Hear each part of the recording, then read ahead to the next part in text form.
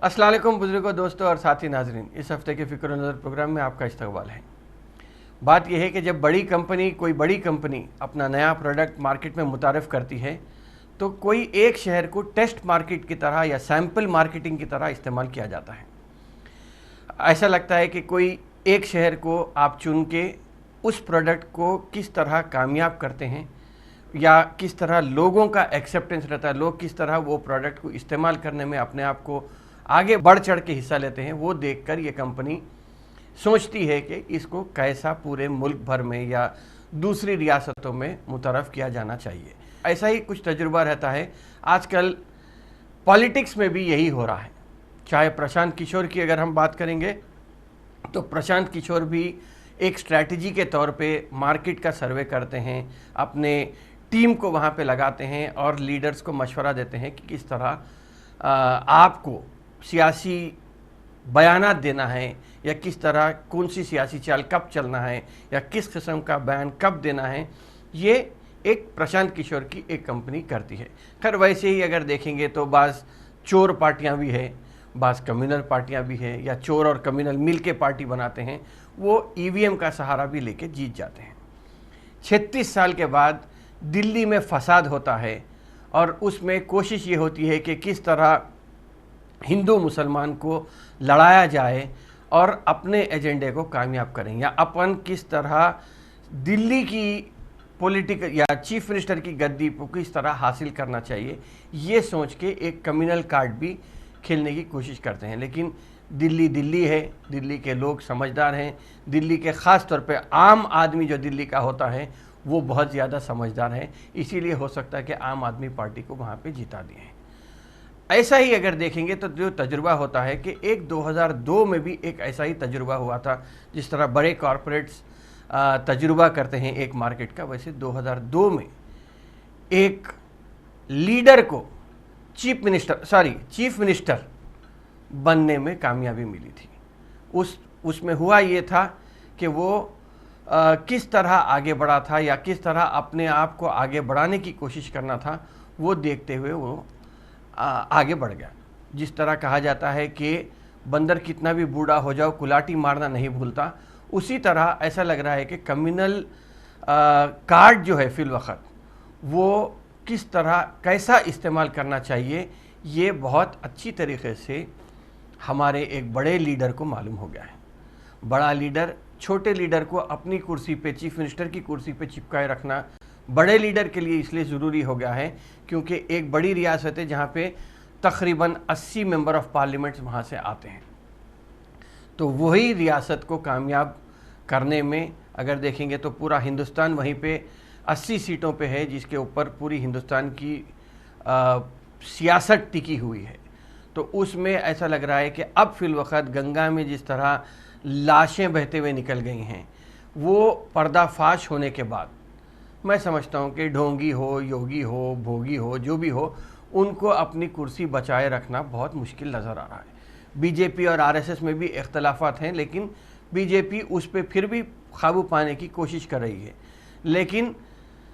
अगर यहाँ से योगी जाता है या योगी जीतता है तो हो सकता है कि कल वो वज़ीर आज़म की कुर्सी का दावेदार ना बने, इसीलिए योगी को वहाँ जिताना ज़रूरी है। अब योगी को जिताने के लिए कोई ऐसी बड़ी 7 साल की आपकी कारस्तानी नहीं है जिसमें कि आप ये बता सकें कि मेरे वजह से हिंदुस्तान इतनी तरक्की करा, या योगी ये बता सके कि रियासत इतनी तरक्की की है मेरे 5 साल दौर में। तो ऐसा लग रहा है कि अब सिवाय कम्युनल एजेंडे के कोई दूसरी चीज़ नहीं है। 100 साल पहले जब यूपी में या यूपी के एक छोटे से इलाके में तहसील के तौर पे बना गया, तो उस टाइम पे एक 100 साल पहले की तामीर की गई मस्जिद थी जिसे तहसील मस्जिद का नाम दिया गया था। लेकिन गुज़िश्ता हफ्ते या इसी हफ्ते के शुरुआत में सब डिविज़नल मजिस्ट्रेट, बल्कि डिविज़नल मजिस्ट्रेट और सब डिविज़नल मजिस्ट्रेट ने हाथ धोकर उस मस्जिद के पीछे पड़ गए। मगर हिम्मत कहाँ से आई? हिम्मत इसलिए आई कि हम अपने मसलकी इख्तलाफात को भुलाने में नाकाम हो गए। तहसील मस्जिद में अब तक के तबलीगी जमात के हों या कोई दूसरे, बहरहाल एक मसलक के मुसलमानों का कब्ज़ा था मस्जिद की कमेटी पे।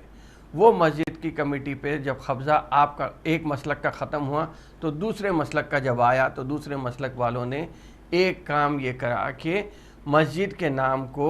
بدل کے تحصیل مسجد سے نکال کے اسے غریب نواز مسجد کا نام دے دیا۔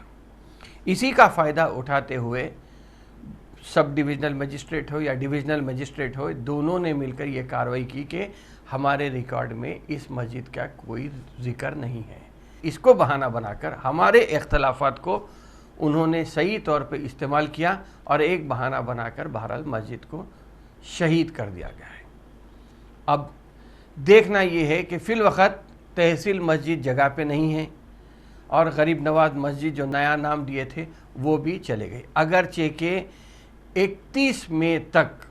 الہ آباد ہائی کورٹ کا آرڈر تھا کہ کسی بھی مذہبی مقامات کو توڑنے کی یا مذہبی عبادت گاہ کو توڑنے کی اجازت نہیں ہے۔ اس کے باوجود بھی سب ڈویژنل مجسٹریٹ اور ڈویژنل مجسٹریٹ نے دونوں مل کر لا قانونیت کا یا اپنے اختیارات کا جو ننگا ناچ بتایا ہے، اس میں ہوا یہ کہ آپ مسجد کو توڑنے میں کامیاب ہو گئے، بلڈوزر لگا کے مسجد کو توڑنے میں کامیاب ہو گئے۔ احتجاج جو لوگ کر رہے تھے مسجد کی شہادت پہ، انہیں بھی دنگائی بلوائی اس قسم کے بیانات لگا دیے، بلکہ حد تو یہ کرے کہ ان کے فوٹو کے ساتھ بھی وہاں پہ پوسٹر لگا دیے۔ تو عدالت ایک طرف ہے، حکومت دوسری طرف ہے۔ بہرحال ایسا لگ رہا ہے کہ 8-9 مہینے کی تیاری ہے، وہاں پہ کسی نہ کسی قسم سے مذہبی ہندو مسلم جو بھائی چارگی، بلکہ ایودھیا جیسے مقام پر بھی جہاں پہ ہندو مسلم بھائی چارگی ہے اور لوکل باڈی الیکشن میں سماجوادی پارٹی کی یا بی جے پی کی ناکامی کو چھپانے کے لیے ایم ایل اے الیکشن میں یا اسمبلی الیکشن میں جیتنے کے لیے پھر سے کمیونلائزیشن کرنا ضروری ہے، تاکہ پھر اپنے آپ کو یہاں پہ جیتنے کی ایک کوشش ہو سکتی ہے۔ اگر صحیح انداز میں الہ آباد ہائی کورٹ میں ہی اس تحصیل مسجد کا مقدمہ چلتا ہے تو سب ڈویژنل مجسٹریٹ ہو ڈویژنل مجسٹریٹ ہو، ان کو کورٹ کے ختم ہونے تک چکر لگانے پڑیں گے۔ مگر کیا مسلمانوں کے پاس ایسے وکیل ہیں، یا کیا مسلمان ایسے سیکولر غیر مسلم وکیل کی خدمات حاصل کرنے کے لیے کیا مسلمانوں کے پاس وکیل کی فیس دینے کے لیے اتنے پیسے ہیں؟ یہ بہت بڑا مسئلہ ہے۔ خاص طور پہ یو پی کے مسلمانوں میں یہ مسئلہ دیکھنا ہے کہ کس طرح یہ چیز کو آگے بڑھایا جا سکتا ہے۔ خیر، ایسا ہے کہ یہ تحصیل کی مسجد کا مسئلہ تھا، لیکن نہ سمجھو گے تو مٹ جاؤ گے مسلمانوں، تمہاری داستان تک نہ ہوگی داستانوں میں۔ یہی مسئلہ یہاں پہ آتا ہے کہ ہم اپنے اختلافات کو اگر فراموش کرتے ہیں تو پھر ہم کچھ ایک کامیابی کی طرف بڑھ سکتے ہیں۔ اس لیے کہ آپ دیکھیے کہ بنگال کے الیکشن ابھی ختم ہوئے ہیں، اور بنگال میں جس طرح مسلمانوں نے ایک طرف اسد الدین اویسی کو ٹھکرا دیا، دوسری طرف فرفر شریف کے سجاد صاحب کو ٹھکرا دیا، اور پورے لوگ ممتا بنرجی کی طرف جھک گئے تھے، اسی لیے ممتا بنرجی نے اتنی بھاری اکثریت سے کامیابی حاصل کی۔ کیا یو پی میں بھی یہ چیز ممکن ہے؟ اس لیے کہ جب 8-9 مہینے کی تیاری ہے، 8-9 مہینے میں ایسے کئی بارش کے مینڈک نکلیں گے، جو سیاسی مینڈک بھی ہوتے ہیں، وہ نکلیں گے، آ کے مسلمانوں کو پھر سے ان میں درار ڈالنے کی کوشش ہوگی، ان کے ووٹوں کو بکھیرنے کی کوشش ہوگی، تاکہ پھر سے یوگی کی حکومت یا بی جے پی حکومت وہاں پہ آ سکتی ہے۔ خیر، اللہ تعالیٰ جس سے جیسا کام لینا چاہا ویسا لے سکتا ہے۔ اللہ نے جب چمٹیوں کو بچانا چاہا تو سلیمان علیہ السلام کی فوج سے چمٹیوں کو بچانے کے لیے اللہ نے چمٹیوں کا سہارا، چمٹیوں کو ہوشیار کر دیا تاکہ چمٹی جا کے اپنے بلوں میں چھپ کے بچ سکے۔ ابرہا کا ہاتھی جب کعبے کو توڑنے آیا تو ہاتھی نے آگے بڑھنے سے انکار کر دیا تو ابرہا ناکام ہو گیا۔ اسی طرح آدم علیہ السلام کے بیٹے نے، جب ایک بیٹے نے دوسرے بیٹے کا قتل کر دیا تو کوے نے آ کے اس بیٹے کو بتایا کہ کس طرح اپنے بھائی کی لاش کو دفن کرنا ہے۔ تو اسی طرح میں سمجھتا ہوں کہ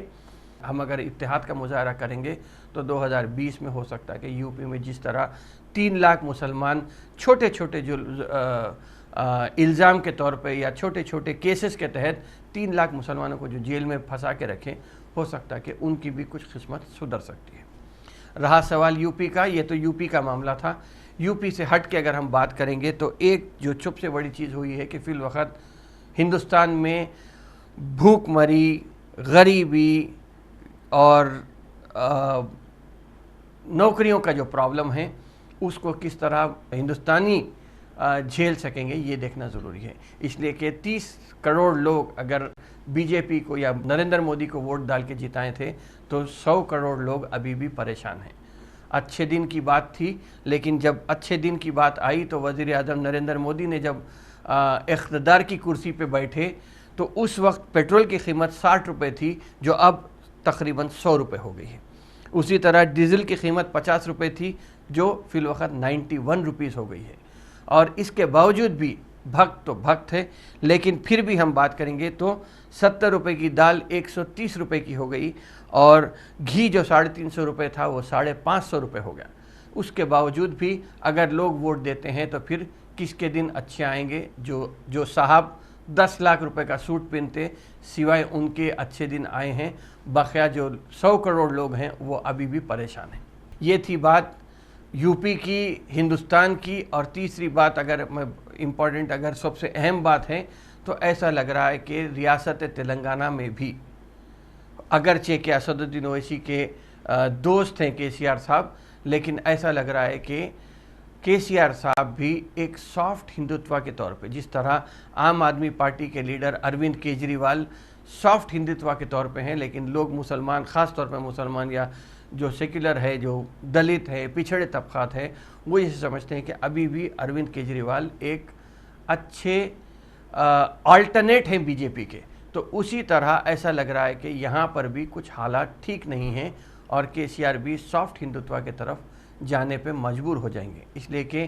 وزیر صحت ایٹالہ راجندر نے ٹی آر ایس کو چھوڑ کر یا ٹی آر ایس سے نکالے جانے کے بعد انہوں نے بی جے پی میں اپنی شمولیت کو یقینی بنا لیا ہے، بی جے پی میں شامل ہو گئے ہیں، اور شاید ہو سکتا کہ ایٹالہ راجندر کی پیٹھ پر بیٹھ کے بی جے پی گاؤں گاؤں پھرنے کی یا گاؤں گاؤں میں اپنی رسائی بنانے کی کوشش کر رہی ہے۔ اسی طرح دیکھیں گے تو کس طرح کے سی آر صاحب مسلمانوں کو ایک طرف خوش کرنے کی کوشش کر رہے ہیں، لیکن ساتھ میں اپنے ہندوتوا کے یا سافٹ ہندوتوا کے ایجنڈے پہ عمل کرنے کی ایک کوشش کر رہے ہیں۔ اس پہ اگر نظر ڈالیں گے تو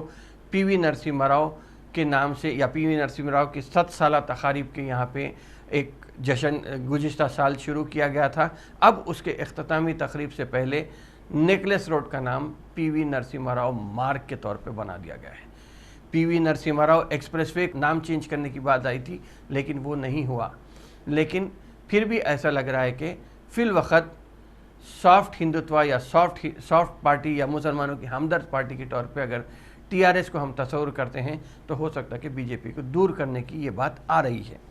لیکن اگر کس اعتبار سے ہم آگے بڑھتے ہیں یہ دیکھنا ضروری ہے، کیونکہ اب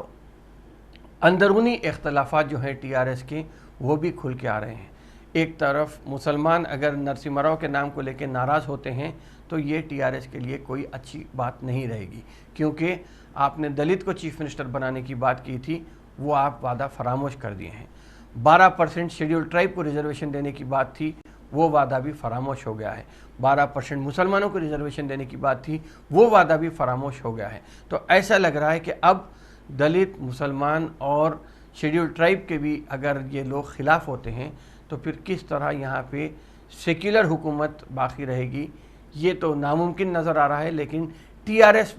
باقی رہنے کے لیے کیا T R S soft Hindutva کی طرف جائے گی اور کچھ بی جے پی کے ووٹ اور کچھ مسلم S C S T B C کے ووٹ حاصل کر کے دوبارہ اقتدار پہ کامیاب ہونے کی کوشش کرے گی، یہ آگے وقت ہی بتائے گا کہ کس طرح ہم اپنی سیاسی فکر کو یا سیاسی سوچ کو عملی طور پہ آگے بڑھاتے ہیں، کس طرح لوگ تلنگانہ کے لوگ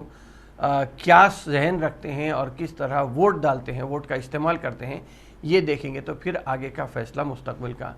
ابھی فی الوقت تو چونکہ 18 میں الیکشن ہوئے تھے، اب 23 میں الیکشن ہونا ہے، تو ابھی 2 سال باقی ہے، تو کس طرح ہم یہاں سے 2 سال میں کن کن طبقے کو ساتھ لے کے یا کن کن طبقے کی بھلائی ہوتی ہے، یہ دیکھ کر ہی آپ آگے چل کے فیصلہ کر سکتے ہیں کہ کون سی پارٹی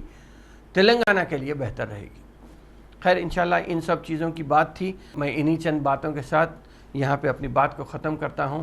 کہ انشاءاللہ پھر ملاقات ہوگی، پھر بات ہوگی آئندہ ہفتے۔ شکریہ، خدا حافظ۔ حافظ.